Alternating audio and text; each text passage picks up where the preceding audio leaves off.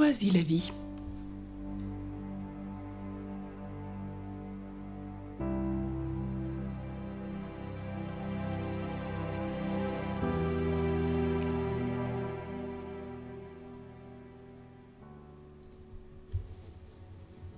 Avoir une règle de vie.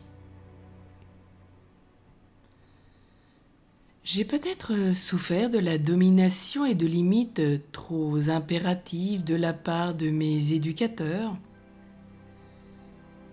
de mes parents, si bien qu'aujourd'hui j'ai du mal à me donner une règle de vie. De même que la vie monastique repose sur une règle qui structure le temps. Regardons et contemplons la règle de Saint Benoît, par exemple, une des plus utilisées au monde. De même, ma journée pourrait être découpée en activités accomplies dans la régularité, de façon à trouver un équilibre entre ce qui est relationnel, intellectuel, spirituel, émotionnel, matériel et physique. Ai-je réfléchi à l'emploi du temps de mes journées, de mes semaines? Ai-je trouvé un rythme? Saint Benoît dans sa règle dit « Ora et labora » prie et travaille.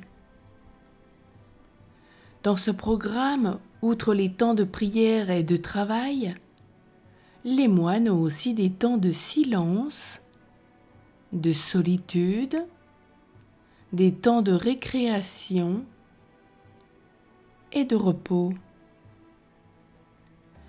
Le travail se répartit entre des activités manuelles et intellectuelles. Et la prière communautaire rassemble les moines à des heures régulières du jour et de la nuit. Voilà une vie idéalement équilibrée.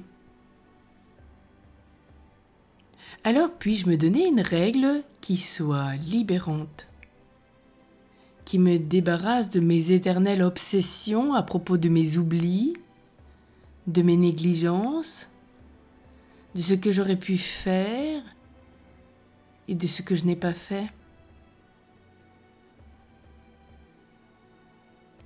Si j'adopte un aménagement de mes activités qui soit une aide et non pas un emprisonnement dans un rituel insupportable, après l'avoir expérimenté, je pourrais ensuite le proposer à mes proches.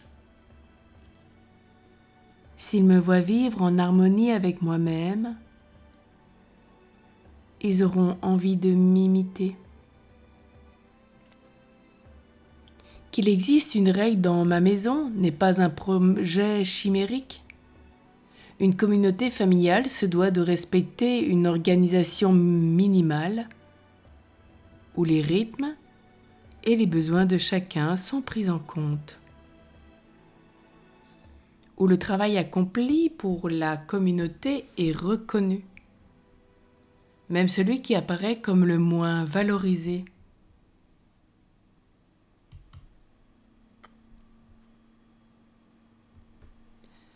Je dois veiller cependant à ce que cette règle ne soit ni dure, ni contraignante, mais plutôt qu'elle tienne compte non seulement des besoins superficiels, comme des besoins profonds, mais encore des limites de chacun.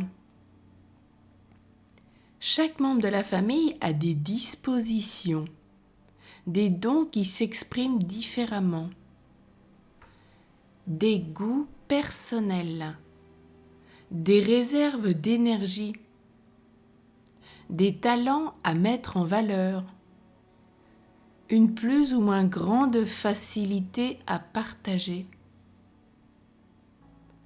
C'est la règle qui devrait permettre à chacun de s'exprimer selon ce qu'il est et à tous de se sentir en harmonie avec les autres.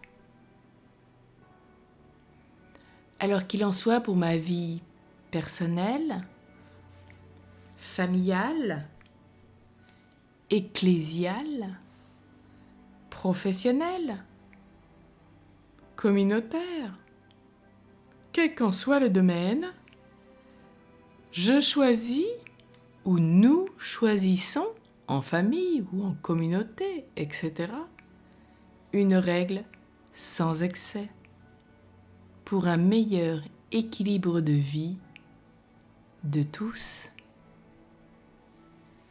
Ayons du cœur, ayons du courage, demandons la grâce à Dieu de la mettre en place, de la tenir dans le temps avec persévérance, et combien les moines ou les familles ou tous ceux qui ont une règle de vie personnelle, spirituelle, qui l'ont tenue, témoignent que cela porte beaucoup, beaucoup de fruits pour soi et pour tous.